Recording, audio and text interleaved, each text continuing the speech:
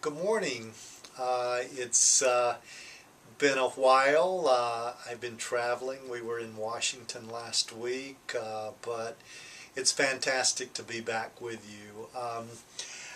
I just to kind of recap where we were last time, I'd spoken about the first death of significance that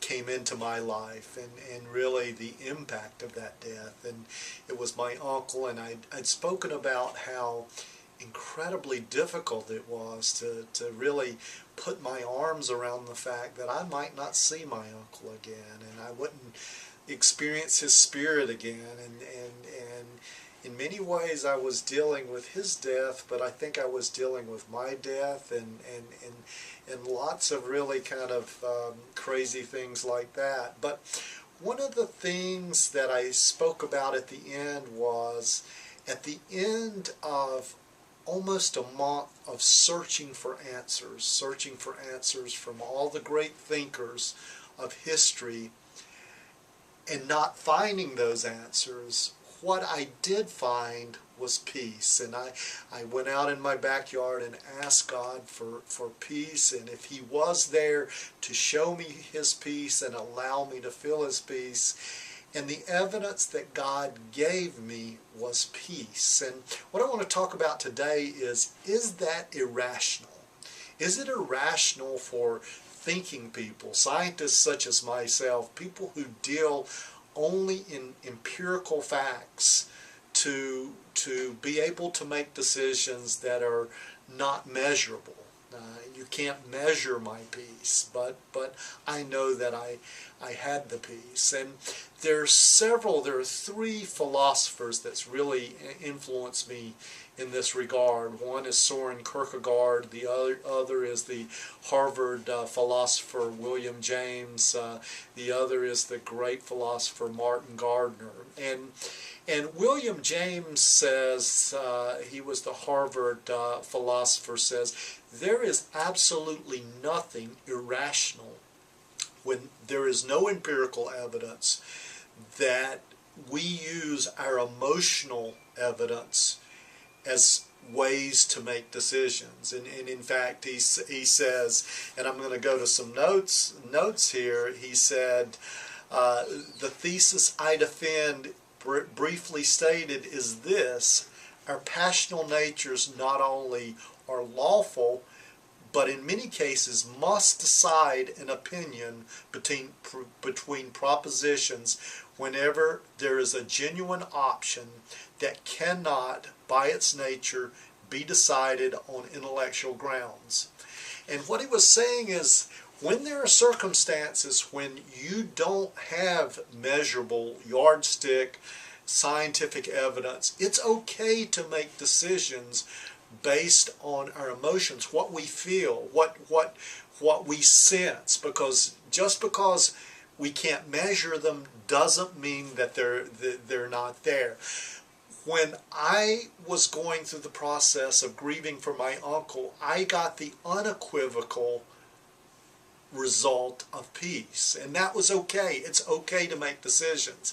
Many scientists are very uncomfortable with that, and many thinking people are very uncomfortable with that, because they think that everything has to be made off of something that we can measure. And in many cases I think they're almost cowards, because most of the systems that we measure in science, we're utilizing models, and models where a lot is unknown, no different than kind of our concepts of God. So they're comfortable in that world, but they're not comfortable in making these other bridges in emotional and passional worlds. And so, you know, every Wednesday, not every Wednesday, but many Wednesdays, I go across town to East Winston to an African American church. It's called Cleveland Avenue Christian Church. And I am dancing and high-fiving and shouting just like everyone else. And I know if my scientist colleagues saw me, they would say, that is the silliest man that I have ever seen. But you know what? I will take the chance. I will take the chance to make an emotional decision, a passionate decision, to find another wilderness, beautiful wilderness, where I may go down paths and find God. I will take that chance, and the chance of looking silly to do that. I want to read one more thing that means a lot to me. It was written by James Stevens. And what James Stevens says is, we stand on a mountain pass in the midst of swirling snow in blinding mist, through which we get glimpses every now and then of the paths which may be deceptive. If we take the wrong road, we may be dashed to pieces. We do not certainly know whether there is any one right road. So what must we do? We must be strong and of good courage, and act the best, hope for the best, and take what comes. And if death ends it all, we cannot meet death better. I guess in terms of my faith, I walk down that road, and I walk strongly, and I walk with passion. And if I'm wrong, I'm wrong. But let death come, and let death come all the better, because I won't miss the opportunity to experience God because of the arrogance that I need to know all the answers before I can walk down a path. I'm going to show you at the end of some of these videos some of the outtakes from Greece. Some of them are funny, and so at the end of this one you're going to see an outtake of Greece.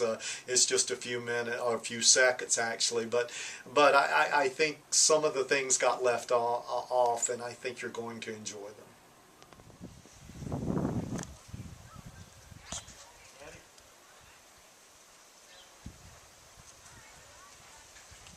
Oh my goodness. Oh, nice. Yeah!